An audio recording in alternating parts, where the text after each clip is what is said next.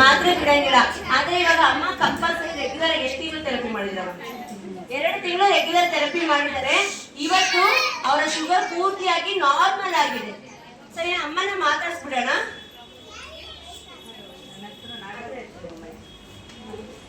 ಅಮ್ಮ ನಿಮ್ಮ ಹೆಸರು ಹೇಳಿ. ನನ್ನ ಹೆಸರು ನಾಗರತ್ನ ಅಂತ. ನನಗೆ BP, ಶುಗರ್, ಕಾಲು ನೋವು ಎಲ್ಲ ಇತ್ತು. ಇಲ್ಲಿಗೆ ಬರೋಕ್ಕಿದ್ರೆ ಸ್ವಲ್ಪ ಕಡಿಮೆ ಆಗ್ತಾ ಇತ್ತು, ಮತ್ತು ಬರ್ತಾ ಇತ್ತು ಕಾಲು ನೋವೆಲ್ಲ. ಶುಗರು ಅದೆಲ್ಲ ಸ್ವಲ್ಪ ಜಾಸ್ತಿ. ಈಗ 2 ದಿವಸದಿಂದ, ಒಂದು ವಾರ 4-5 ದಿವಸದಿಂದ ಸ್ವಲ್ಪ ಬೆವರು ಬರೋದು, ಆಮೇಲೆ ತಲೆ ಆಗ್ತಾ ಇತ್ತು. ನಾನು ನೀವು ಬೆವರಿದ್ರೆ ನಿಮ್ಮ ಹತ್ರ ಮಾತಾಡಿದ್ನಲ್ಲ, ಏನಾಗಲ್ಲ ಬೆವರಿದ್ರೆ ಒಳ್ಳೇದು ಅಂತ ಹೇಳ್ತಾ ಇದ್ರ. ಅದಕ್ಕೆ ನನಗೆ ಯಾಕಂದ್ರೆ ಸ್ವಲ್ಪ ಡೌಟ್ ಬಂದು ನಿನ್ನೆ ಡಾಕ್ಟರ್ ಚೆಕ್ ಮಾಡಿಸಿ ಡಾಕ್ಟರ್ ಹತ್ರನೂ ಹೋಗಿ ಬಂದಿದ್ದು, ಡಾಕ್ಟರ್ ಹತ್ರ. ಅವರು ಆ ಟ್ಯಾಬ್ಲೆಟ್ ಕಡಿಮೆ ಬರ್ಕೊಟ್ಟಿದ್ದಾರೆ. ಓಕೆ, ಜೋರಾಗಿ ಚಪ್ಪಾಳೆ ಒಂದ್ಸಾರಿ. ಓಕೆ, ಒಂದು ನಿಮಿಷಮ್ಮ. ಏನಕ್ಕೆ ಗೊತ್ತಾ ಇವ್ರು ಬೆವ್ತಿರೋದು? ಇವ್ರಿಗೆ ಇವಾಗ ಶುಗರ್ ಏನಾಗಿದೆ? ನಾರ್ಮಲ್ ಆಗಿದೆ. ಅವರಿಗೆ ಕೊಟ್ಟಂತ ಮಾತ್ರೆ ಡೋಸೇಜು ಜಾಸ್ತಿ ಇದೆ, ಅದಕ್ಕೆ ಅವರಿಗೆ ಸ್ವೆಟ್ಟಿಂಗ್ ಬಂದಿರೋದು.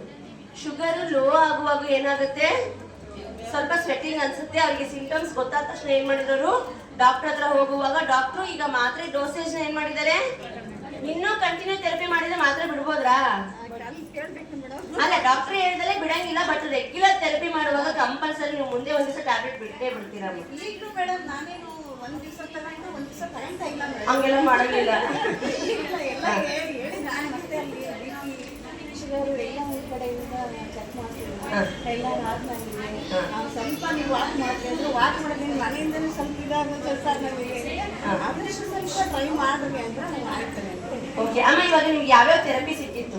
ನನಗೆ ಥೆರಪಿ, RPS ಥೆರಪಿಯಲ್ಲಿ ಬೆಸ್ಟ್ ರಿಸಲ್ಟ್ ಬಂದಿದೆ ನಿಮಗೆ. ಓಕೆ, ಜೋರಾಗಿ ಚಪ್ಪಾಳೆ ಹಾಕೋಣ. VIP ಬೆಡ್ ಥೆರಪಿ ಕೊಟ್ಟಿದ್ದಾರೆ.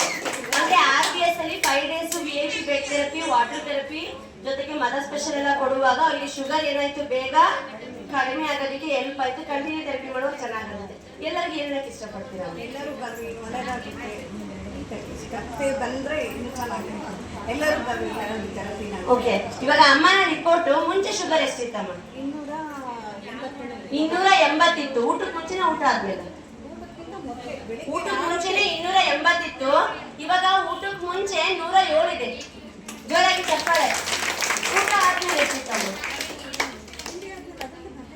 ಅಲ್ಲ, ಮುಂಚಿಂದು 250 ಇತ್ತು. ಇವಾಗ 127 ಆಗಿದೆ. ಆಮೇಲೆ ಯೂರಿನ್ ಶುಗರ್ ಬಂದು ಫುಲ್ಲು ಇಲ್ಲಿದೆ. ಇವಾಗ ಅದರಲ್ಲಿ ಯೂರಿನಲ್ಲಿ ಏನು ಶುಗರು ಇಲ್ಲ, ಬ್ಲಡ್ ಅಲ್ಲೂ ಶುಗರು ನಾರ್ಮಲ್ ಆಗಿದೆ. ಓಕೆ, ಇದೇ ತರ ರಿಸಲ್ಟ್ ನಮಗೂ ಬೇಕಾ ಬೇಡವಾ?